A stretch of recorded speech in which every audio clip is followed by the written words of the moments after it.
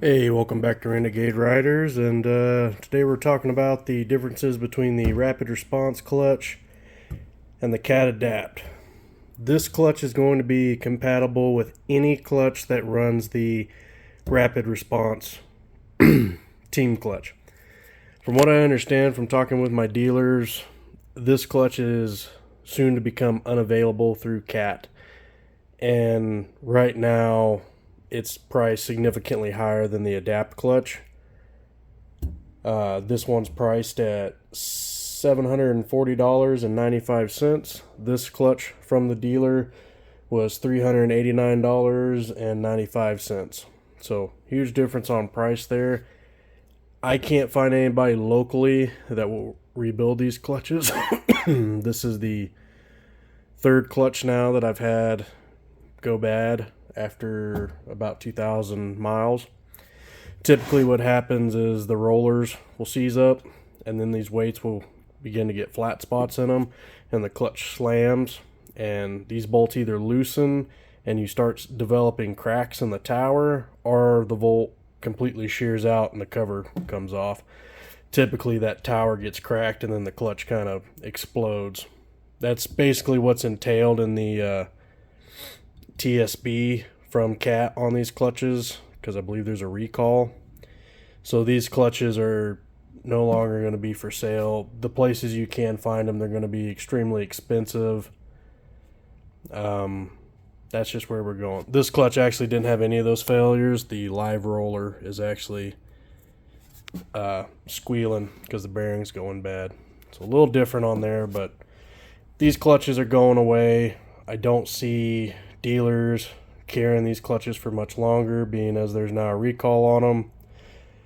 Everything is switching over to this clutch. This clutch is priced significantly better for what I'm used to paying for a primary clutch. Like I said, $389 out the door. Here's your part number. It's going to be 0746-933.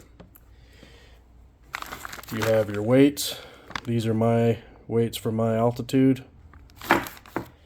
You're going to need your weight bushing pins.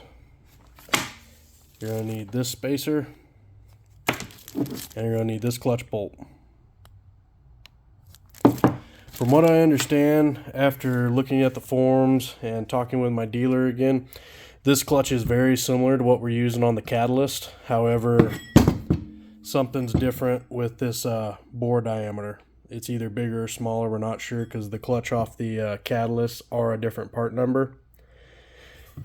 I did notice the spider is also powder coated black. I don't know if it's a cast steel spider or if it's just aluminum that's powder coated black, but on the Catalyst chassis it is going to be a different part number. This that we're talking about today is every unit that uses the Team Rapid Response, the upfit for that clutch. So I believe 2016 to 2023, or excuse me, 2022 are all the affected models.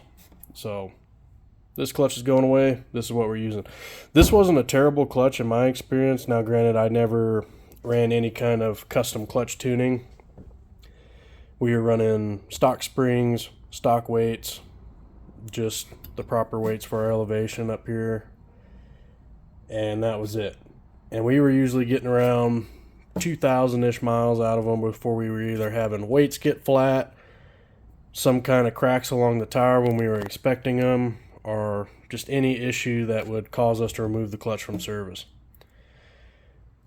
I don't know if this is going to be comparable on reliability yet.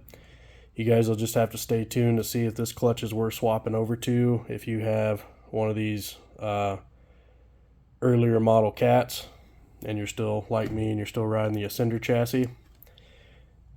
However, we are going to test it. We are going to see, again, part number for the clutch.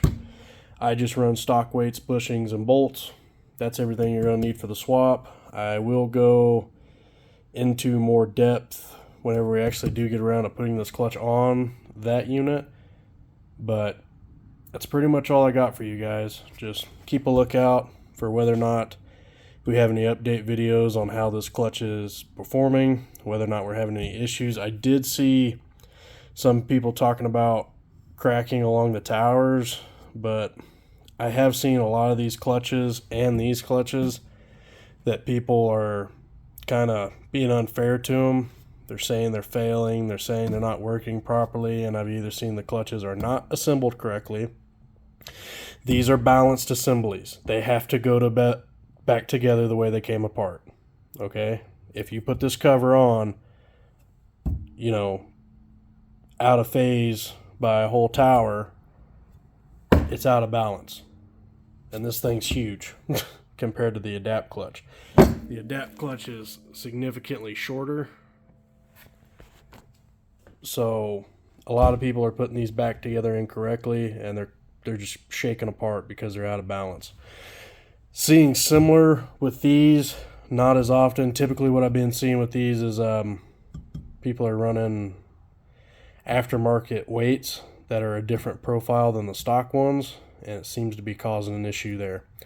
Not really sure. I don't have a lot of experience with this clutch yet. This is the first unit that I am switching to the adapt, but being as there is a TSB on this one, more than likely all my machines will be switched to this clutch, varying, but in the next year.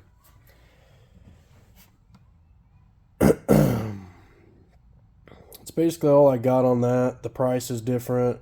That's what you need for the swap. There is a recall on this clutch. I don't know, because I didn't take any of my units to the dealer, because I know where my clutches are at on all my units, because I check them every year. I don't know if Arctic Cat is paying for these if your unit's under warranty. I'm not sure how that's going. You'll have to get with your dealer on that. That's basically all I got for you guys. We are pivoting from building trucks to getting ready for snowmobile season. I got a track to put on one unit, a new clutch to put on another unit, and then I got to do general maintenance on a few other units. So I am hoping to video all that to post on my channel, but right now this is kind of the beginning of that pivot. So we are pivoting away from truck videos. We are pivoting away from stuff like that. I do hope to have those tool reviews that I listed in my shorts finished, as far as what I want to say about them, and get those posted soon on the Atlas 46 tool bags, the snap-on cordless soldering iron, and I believe that was it. So thank you guys for watching. Like and subscribe if you liked the video. Please, post comments on things you might want to see. Thanks for watching. Bye.